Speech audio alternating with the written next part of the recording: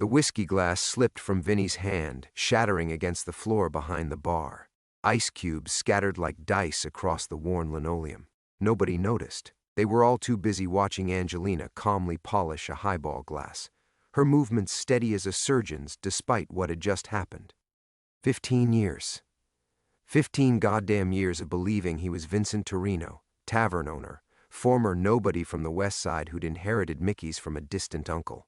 The story had been so perfect, so thoroughly documented, that even he'd started believing it some nights when the bourbon hit just right. But Angelo Benedetto, that was his real name, Angelo Benedetto had testified against Sam Giancana's operation in 1947. Put 3 of Sam's lieutenants away for 20 to life. The feds had promised him a new identity, a clean slate, protection. They'd staged his death in a car accident outside Cicero, closed casket funeral and everything.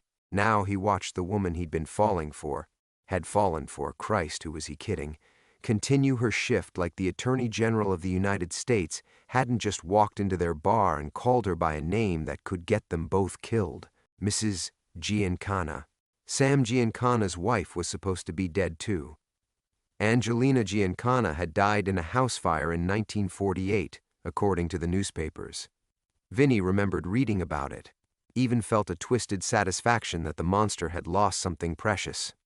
But here she was, pulling draft beers for Tommy McGrath and his construction crew, like it was any other Saturday night. Her dark hair caught the amber light from the Schlitz sign, same as it had every night for the past 3 years. Same gentle smile when old Mrs. Kowalski ordered her usual brandy and soda. Same soft laugh when Big Mike told his stories about the steel mills. The only difference was the way she looked at Vinny now. Direct, knowing. The careful distance she'd maintained between them for 3 years had evaporated the moment Kennedy walked out that door. "You gonna clean that up, boss?" Danny Reeves called from the end of the bar, nodding toward the broken glass. Danny was a regular, worked the night shift at the rail yard. Good man, simple life, the kind of life Vinny had convinced himself he wanted. Vinny grabbed the push broom from behind the register, his hands moving automatically while his mind raced. The coordination between Kennedy and Angelina had been subtle but unmistakable, the timing too perfect. Kennedy knew exactly where to find her, knew exactly what to say to make it look like a confrontation while actually delivering a message. But what message? "Careful with those big pieces," Angelina said, kneeling beside him with a dustpan.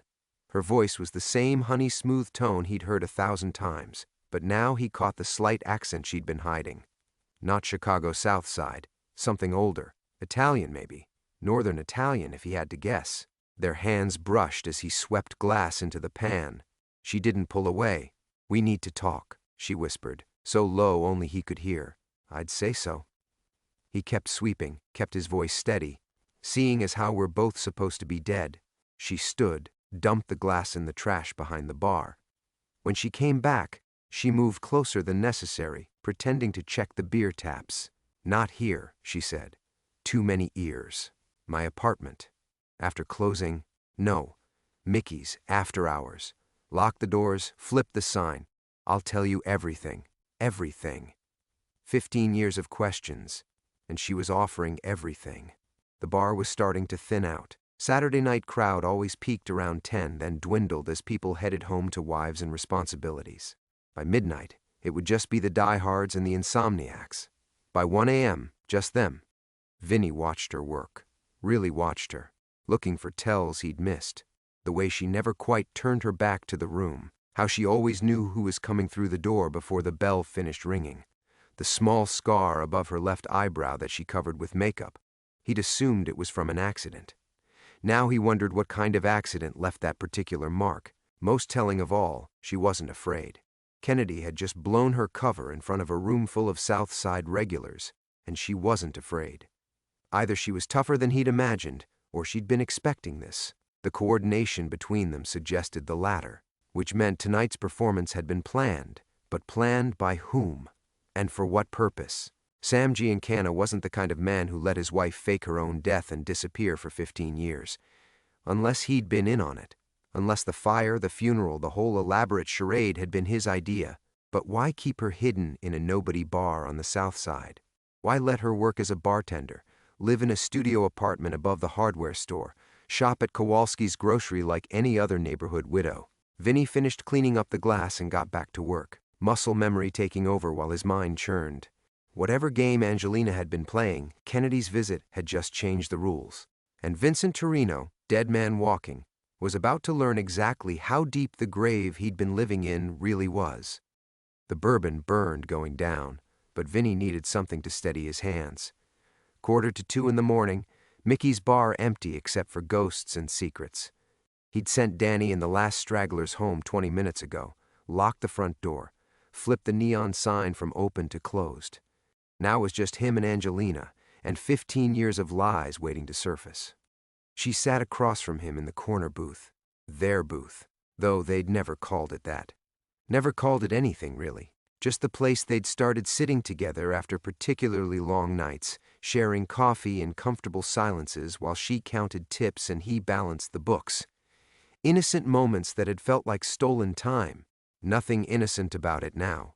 "Your real name," she said quietly, "is Angelo Benedetto." Hearing it spoken aloud hit him like a punch to the solar plexus. He'd buried that name so deep he'd convinced himself it belonged to someone else. Someone who'd made different choices, trusted the wrong people, paid the price. "How long have you known?" "From the beginning." She folded her hands on the scarred wooden table. "I recognized you the first day I walked in here looking for work. You'd changed, the weight, the gray hair, different clothes. But I knew your face. The betrayal cut deeper than it should have. 3 years of careful courtship, of slowly building trust, of believing maybe he'd found something real in this manufactured life. She'd known exactly who he was while he'd fallen for a woman who didn't exist, so this was all a setup. The job application, the whole grieving widow act. No." Her voice carried genuine pain. "The grief was real, is real, just not for the husband you thought." Vinny studied her face in the dim light. The harsh fluorescent overheads were off, only the soft glow from the beer signs illuminated the booth. Red and gold washing over her features, making her look younger, vulnerable. It was an illusion. Everything about her was an illusion, but his heart didn't care. "Tell me about the fire," he said. She was quiet for so long he thought she wouldn't answer. Outside, a police siren wailed in the distance, growing fainter. The radiator clanked and wheezed, fighting Chicago's November bite. These were the sounds of his world, the small universe he'd built around Mickey's bar. Predictable, safe, all of it about to crumble. "There was a fire," she said finally, "but not at my house. Sam had a warehouse on the north side where he stored merchandise. I found out he was planning to move drugs through there. Real drugs, not just gambling and liquor. I couldn't stomach it. So, you burned it down?" "I called the police first. Anonymous tip. Then I burned it down." Her fingers traced the water rings on the table, circular stains from 15 years of drinks and conversations. "Sam knew it was me. He was going to kill me for it." Slowly, the radiator clanked again, punctuating her words. Vinny poured himself another bourbon from the bottle he'd brought to the table. His hands were steadier now, muscle memory from countless nights serving drinks to men with their own secrets, their own buried names. The feds made you a deal, or same as you. New identity, protection, clean slate. The house fire was their idea. Easier to fake one death than to keep hiding me from Sam forever. But you didn't disappear into suburbia with a white picket fence. He gestured around the bar, taking in the cracked vinyl stools, the ancient cash register, the photographs of long-dead Chicago politicians. "You came here. I came here because of you." The admission hung between them like smoke. Vinny felt something shift in his chest, a loosening of a knot he'd carried for 15 years. The loneliness that came with being dead to everyone who'd ever mattered, the careful distance he'd maintained from anything that might feel like home. "The feds told me Angelo Benedetto was in Chicago. New identity, new life, but still in the city. They thought I might be safer near someone who understood what it meant to disappear." "They told you about Vincent Torino?" "They told me about Mickey's bar. Said the owner was someone I could trust if things went wrong." She looked around the room, her gaze lingering on details he'd never noticed her noticing before. The loose floorboard by the jukebox, the back exit that led to the alley, escape routes. "I came here to check you out, make sure you weren't going soft, getting careless. Instead, you asked for a job. Instead, I found something I'd given up hoping for. The confession cut through 15 years of careful emotional distance. Vinny reached across the table, covered her hand with his. Real contact. No more pretending they were just employer and employee, no more dancing around the connection that had been building since her first day. Her skin was warm, familiar. He'd imagined this moment countless times, but never like this. Never with the weight of their shared secrets, their mutual resurrection. What did Kennedy want tonight? Her hand tensed under his. To warn us that our 15 years are up.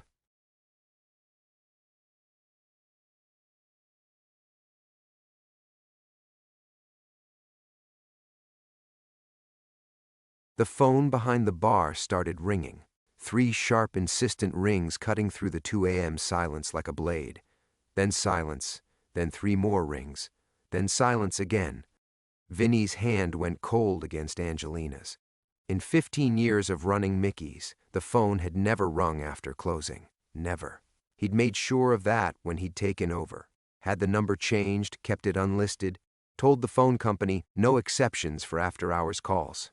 "Don't answer it," Angelina whispered, but her voice carried a tremor he'd never heard before.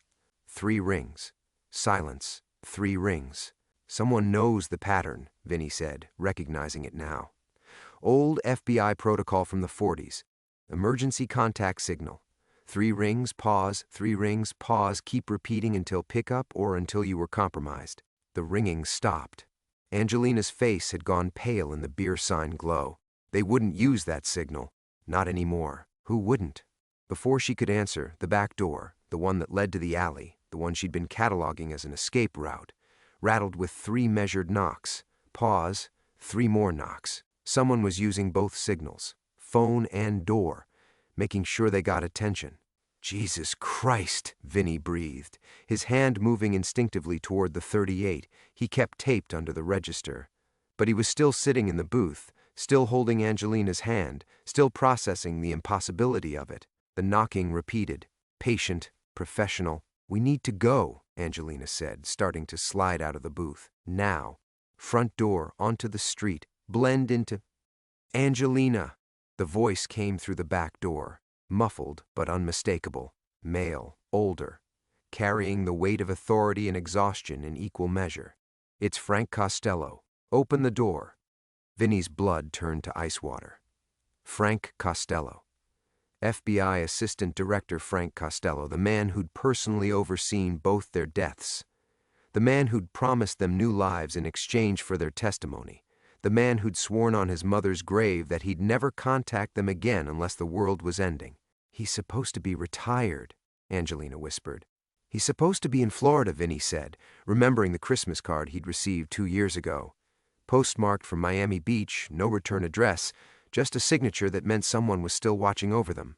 The knocking came again. Still patient, but with an edge now. "Angelo, I know you're in there. I know she's with you."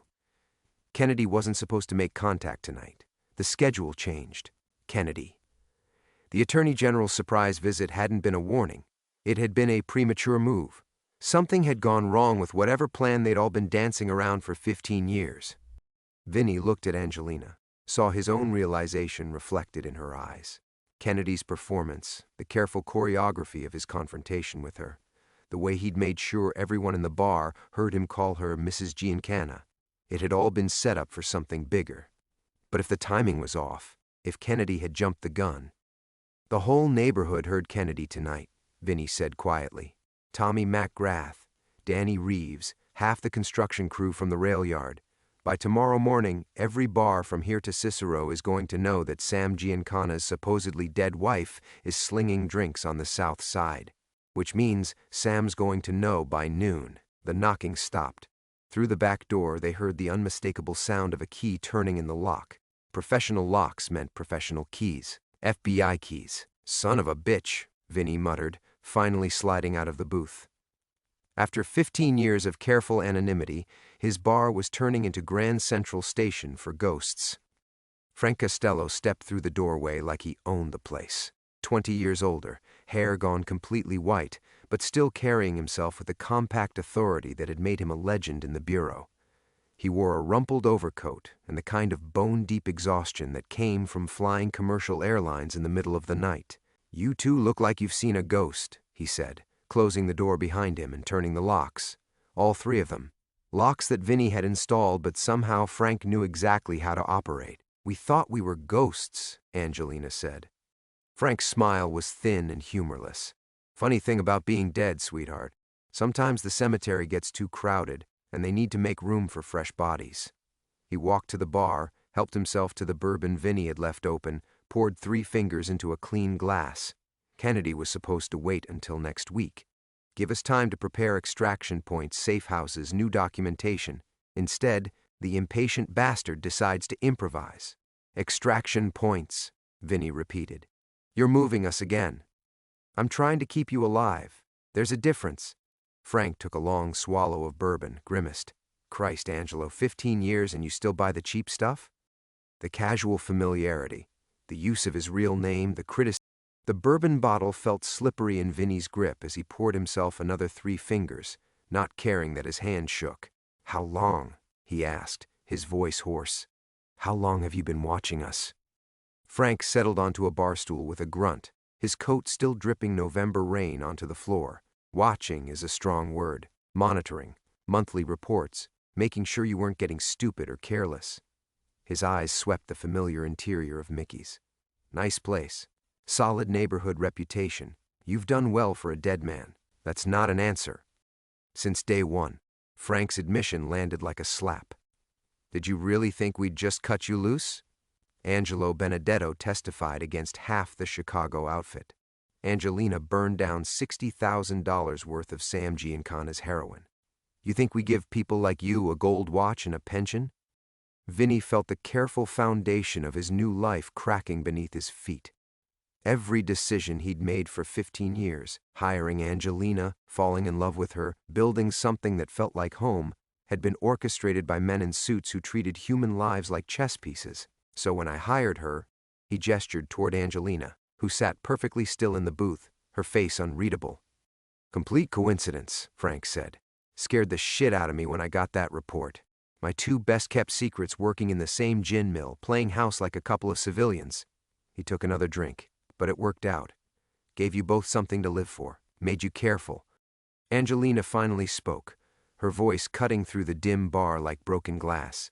"Careful enough that we never suspected our handler was still pulling strings." "Handler?" Frank's eyebrows rose.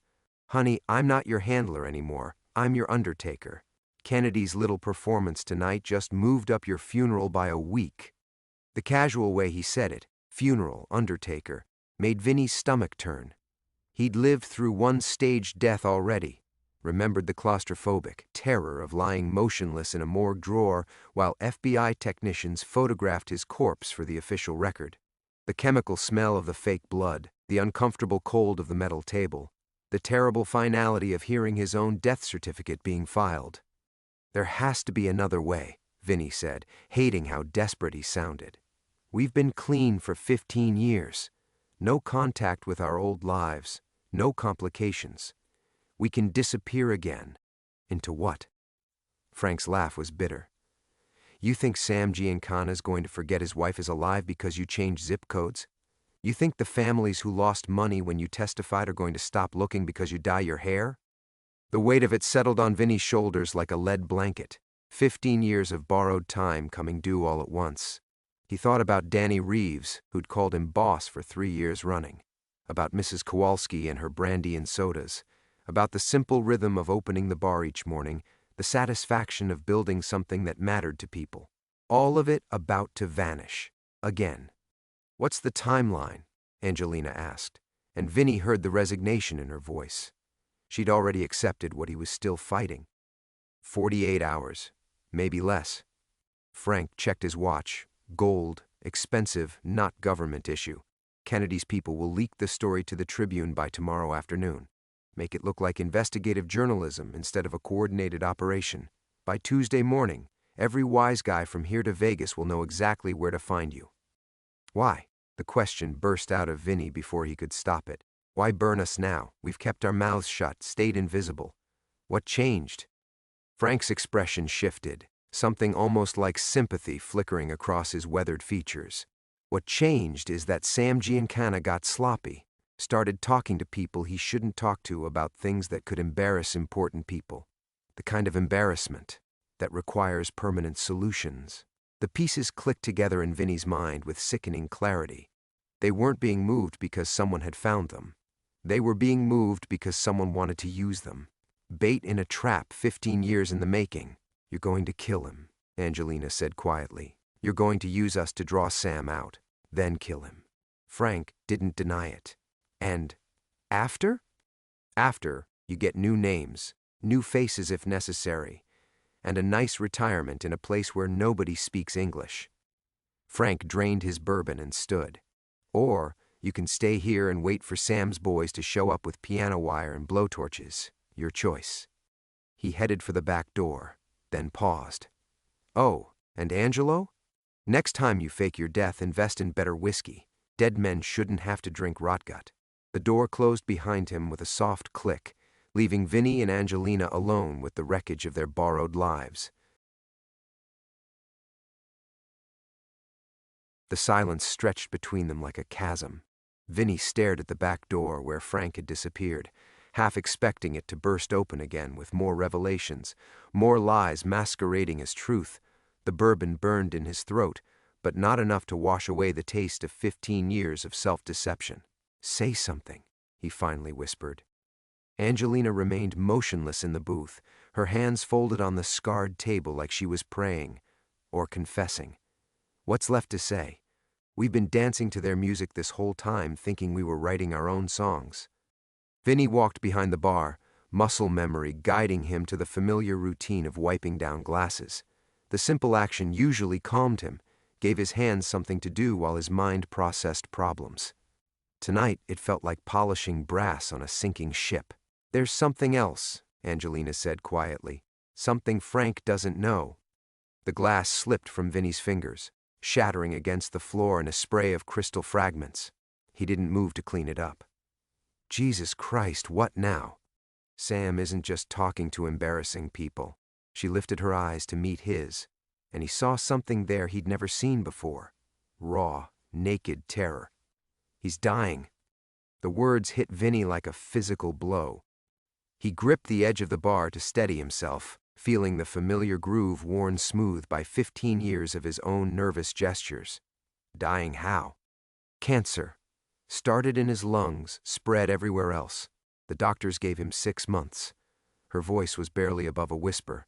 That was 4 months ago. Vinny's mind raced through the implications. A dying mob boss with nothing left to lose. No reason to maintain the careful balance that had kept Chicago's underworld from exploding into open warfare. No incentive to protect the people he'd hurt, the secrets he'd buried. "How do you know this?" "Because I've been getting letters." The admission landed like a grenade in the quiet bar. Vinny stared at her. This woman he'd loved for 3 years, this phantom he built his second life around, and realized he'd never known her at all. Letters from who? "My daughter." The bourbon bottle tilted in Vinny's hand, amber liquid glugging onto the floor to mix with the broken glass. Daughter. In 3 years of careful conversations, late nights sharing stories and stolen moments, she'd never mentioned a daughter. "Sam's daughter," she continued, each word falling like a hammer blow. "Maria. She's 23 now. Lives in Boston, married to a nice Italian boy who thinks her father sells insurance." Vinny set the bottle down before he dropped it too. His hands were shaking again, but this time it wasn't from the cold or the bourbon or the fear. This was something deeper, the kind of tremor that came from watching your foundation crumble in real time. "She writes me twice a month. Has been for 10 years. Sends the letters through a chain of 5 different people, so they can't be traced back to her." Angelina's voice cracked. "She thinks I'm her Aunt Rosa, living in California. I've been Rosa for 10 years, loving my niece from 3,000 miles away, watching her grow up through photographs and careful lies. Why didn't you tell me?" "Because the moment I told anyone, she became a target." Angelina finally looked up at him, tears streaming down her face. "Because Sam doesn't know she exists." The pieces fell into place with sickening clarity. The fire, the staged death, the elaborate escape. It hadn't just been about getting away from Sam Giancana. It had been about protecting a secret that would destroy an innocent girl's life. He never knew you were pregnant. I was 3 months along when I burned down his warehouse. 3 months pregnant with his child when I called in that police tip. She wiped her eyes with the back of her hand, smearing mascara across her cheek.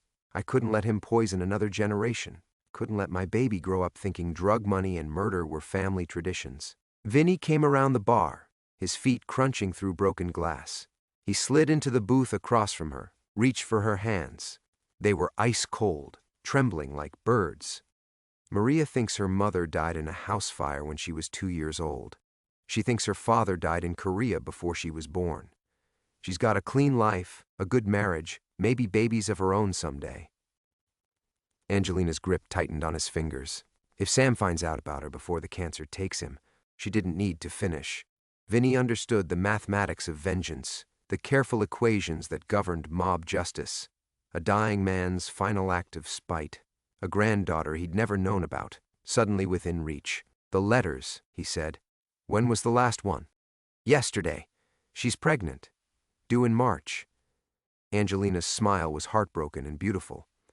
I'm going to be a grandmother to a baby I'll never meet.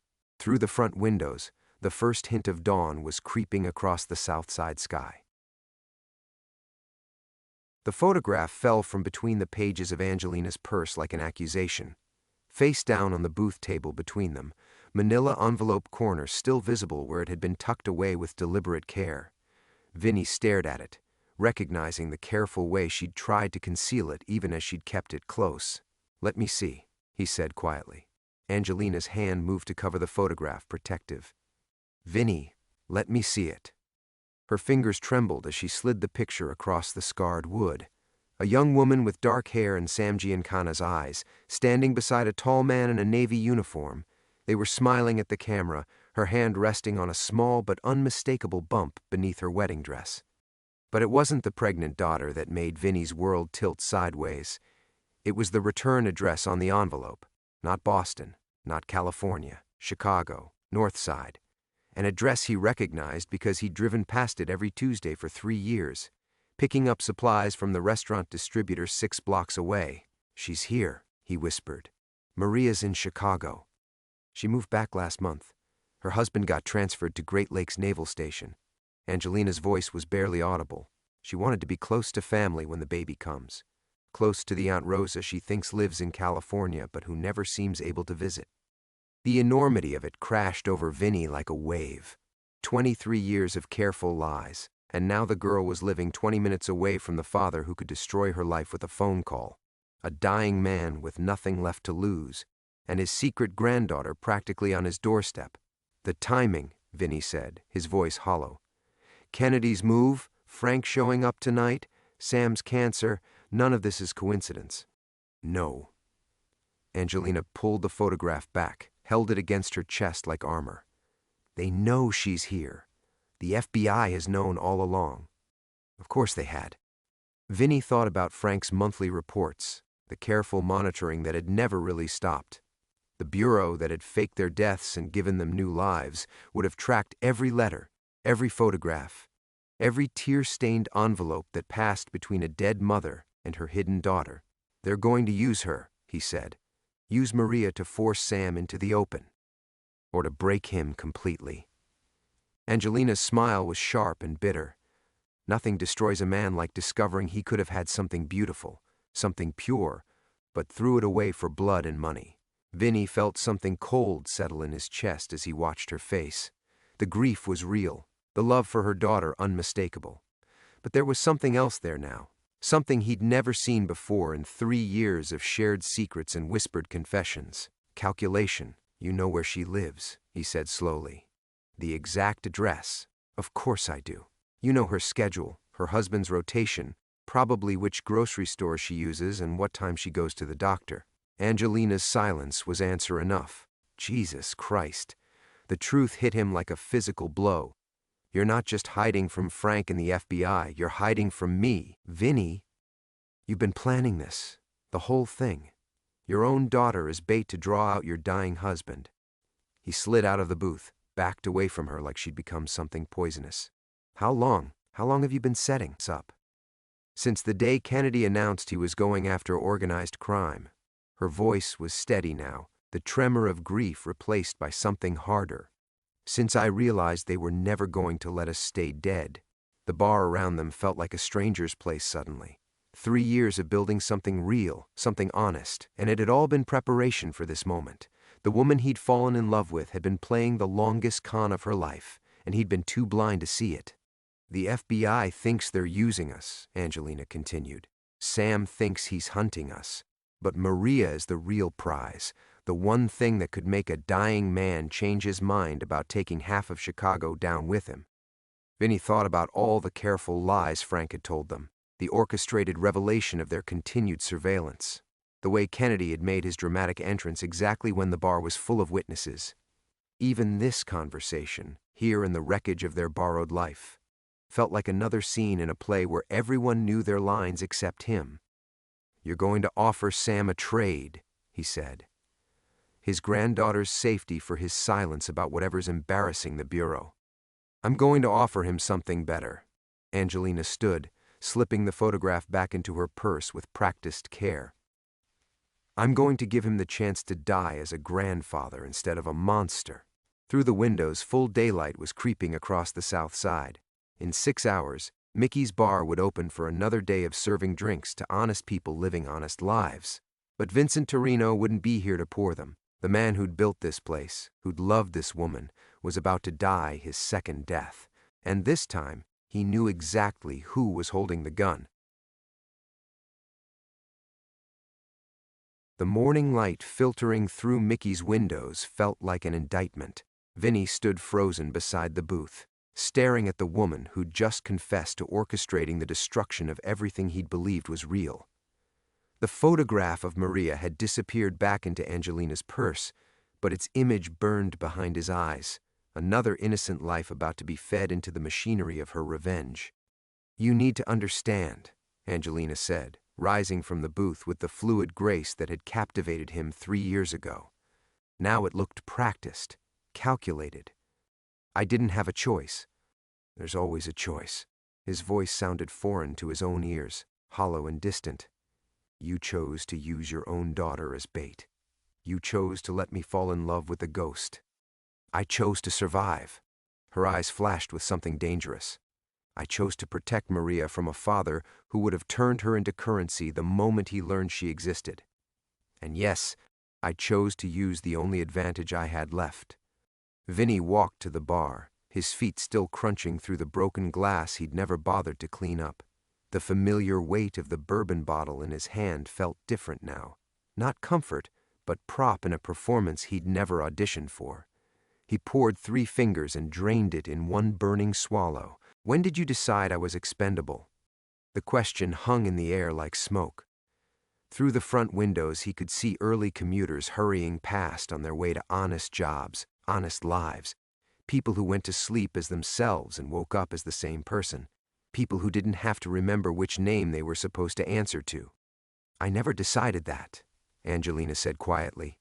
"But I knew from the beginning that eventually we'd have to choose between safety and truth, between the people we became and the people we used to be. And you chose for both of us. I chose for Maria." Vinny slammed the glass down hard enough to crack it. Don't you dare make this about protecting your daughter when you're about to dangle her in front of a dying monster like a piece of meat." "You think I want this?" Angelina's composure finally cracked, her voice rising to match his. "You think I want to risk the only good thing that came out of 23 years of hell? I've been Maria's dead mother for her entire life, Vinny. Dead mothers don't get to hold their grandchildren. They don't get Christmas cards or wedding invitations or phone calls when the baby takes its first steps." She moved closer, and he could see the exhaustion etched in the lines around her eyes. Not the tiredness that came from one sleepless night, but the bone-deep weariness of carrying impossible secrets for impossible years. "But dead mothers also don't have to watch their daughters become collateral damage in someone else's war," she continued. "The FBI wants Sam dead. The families want Sam's secrets buried with him. And Sam wants to burn down half of Chicago before the cancer takes him. Maria is trapped in the middle of all that whether I do anything or not." Vinny found himself thinking about Angelo Benedetto, the man he used to be. Angelo had been reckless, impulsive, driven by rage and a naive belief that justice meant something.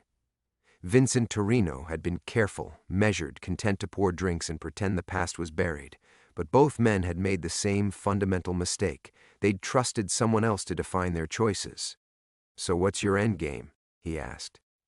"You reveal yourself to Sam, tell him about Maria, and then what? He has a deathbed conversion and decides to spend his last weeks teaching his granddaughter how to make Sunday sauce. I tell him about Maria, and I give him exactly 24 hours to disappear. Permanently, quietly. The cancer will kill him anyway. This way he gets to die knowing he protected something innocent instead of destroying it. And if he refuses?" Angelina's silence stretched long enough to become its own answer. "Jesus Christ," Vinny whispered. "You're not just planning to expose her to him. You're planning to kill him yourself. I'm planning to end this. All of it. The surveillance, the threats, the constant fear that one wrong move will bring both our old lives crashing down on everyone we care about." She pulled out the photograph again, held it so he could see Maria's face. "Look at her, Vinny. Really look at her. She's everything I could have been if I'd made different choices. Everything I can still protect if I make the right choice now." The young woman in the photograph smiled up at him, radiant with the kind of happiness that came from believing the world was fundamentally safe, that fathers protected daughters instead of consuming them. That love was enough to shield the innocent from the consequences of other people's sins. Vinny had worn that same expression once, a lifetime ago, before he learned that safety was always temporary and innocence was always borrowed. "When?" he asked, the word coming out like a confession. "Tonight. Sam always visits his mother's grave on Sunday nights, alone." The cemetery gates stood open like a mouth waiting to swallow secrets. Vinny sat in the passenger seat of Angelina's stolen sedan, watching the fog roll between weathered headstones as Sunday night settled over Chicago's South Side. His hands hadn't stopped shaking since they'd left Mickey's bar 6 hours ago, but it wasn't from the cold this time. "He's late," Angelina murmured, checking her watch for the third time in 10 minutes. She'd changed into black clothing that made her nearly invisible against the car's interior, but her face was pale as bone in the dashboard light. "Maybe he's not coming. Maybe the cancer—" "He's coming." Her voice carried absolute certainty. "Sam Giancana has visited his mother's grave every Sunday night for 37 years. Rain, snow, federal surveillance, mob wars, nothing stops him." Vinny thought about the gun tucked beneath his jacket, the weight of it foreign and familiar at the same time. He'd carried one as Angelo Benedetto, back when he believed bullets could solve moral equations. 15 years of Vincent Torino's careful pacifism had made him forget how cold steel felt against his ribs. "You don't have to be here," Angelina said without looking at him. "This was never supposed to be your fight. Like hell it wasn't." He pulled the photograph of Maria from his coat pocket, where he'd carried it since leaving the bar. "The moment you made her bait, you made it my fight. The moment you decided to kill her father in cold blood, you made it everyone's fight." Through the cemetery's iron gates, headlights swept across the gravel road. A black Cadillac, moving slow and careful between the rows of monuments. No escort cars, no bodyguards. Just a dying man keeping faith with his dead mother. Angelina's breathing changed, becoming shallow and controlled. The woman who'd poured drinks and laughed at customers' jokes disappeared, replaced by someone harder. Someone who'd burned down warehouses and faked her own death. "Last chance, Vinny. Walk away." Instead, he opened the car door. The night air carried the scent of old roses and fresh earth. Somewhere in the darkness, a mourning dove called to its mate, the sound lonely and infinite. Vinny's feet found the familiar rhythm of moving silently through shadows, muscle memory from another life, when he'd crept through alleys gathering evidence that would never see courtrooms. Sam Giancana emerged from the Cadillac like a man made of winter. Even dying, even alone, he carried himself with the coiled violence that had built Chicago's underworld. But when he knelt beside a simple granite marker, removing wilted flowers and replacing them with fresh white lilies, he became something smaller, something almost human. "Hello, Sam."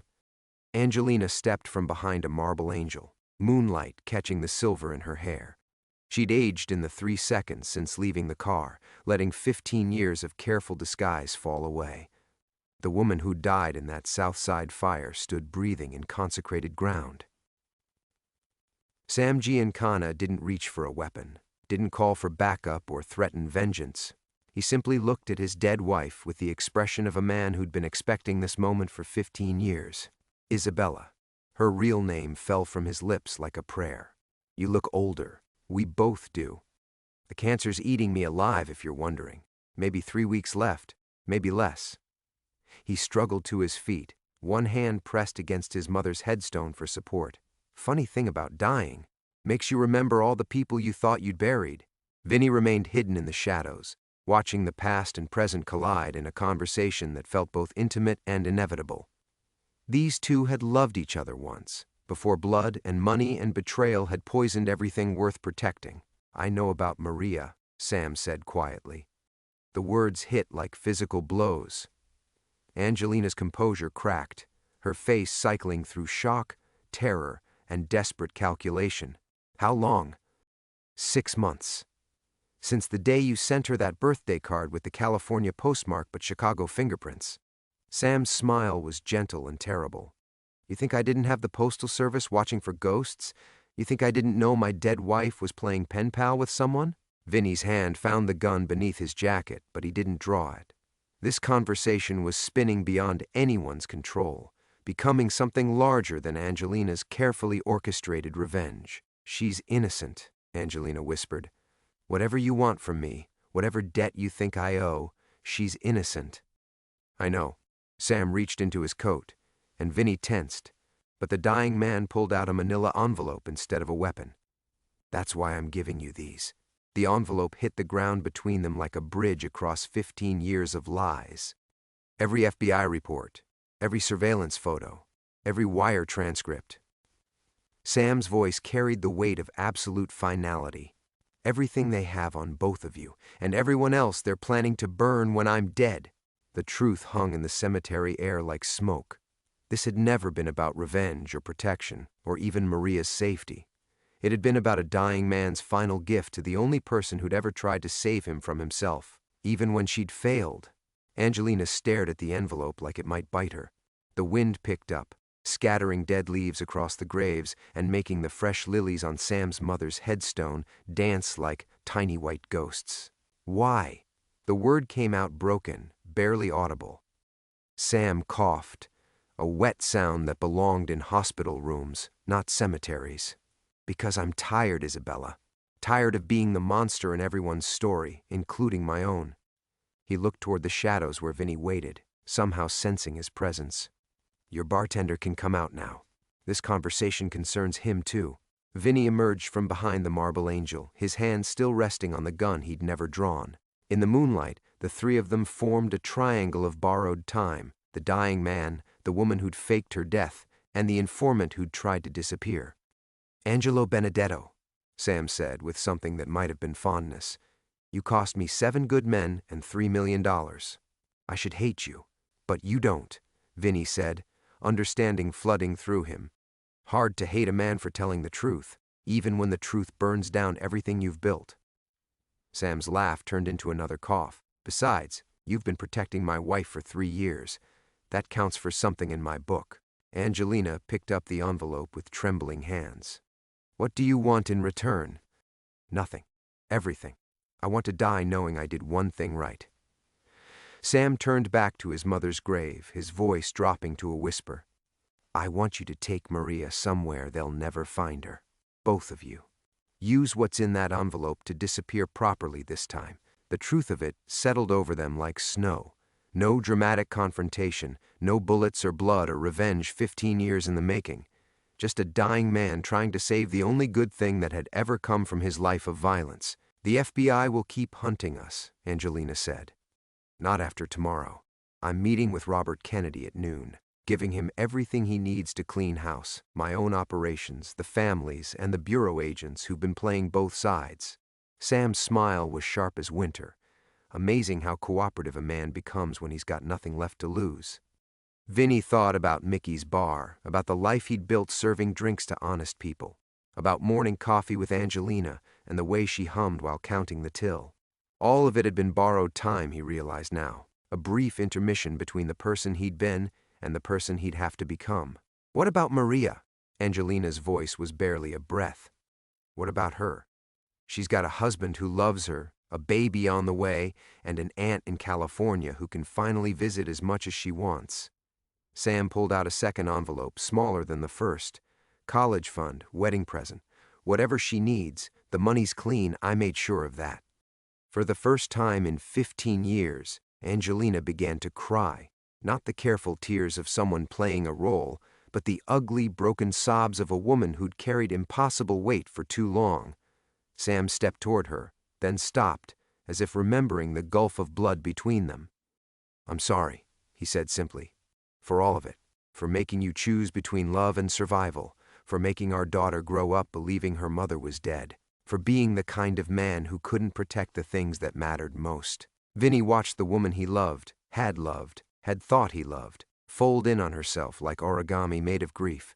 The careful architecture of her revenge collapsed, leaving only exhaustion and relief and the terrible freedom that came with the end of all pretenses. "It's over?" she asked. "It's over." They left Sam Giancana kneeling beside his mother's grave, 3 white lilies bright against the dark earth. By morning, the newspapers would report that the notorious mob boss had suffered a heart attack during the night. A peaceful end, all things considered.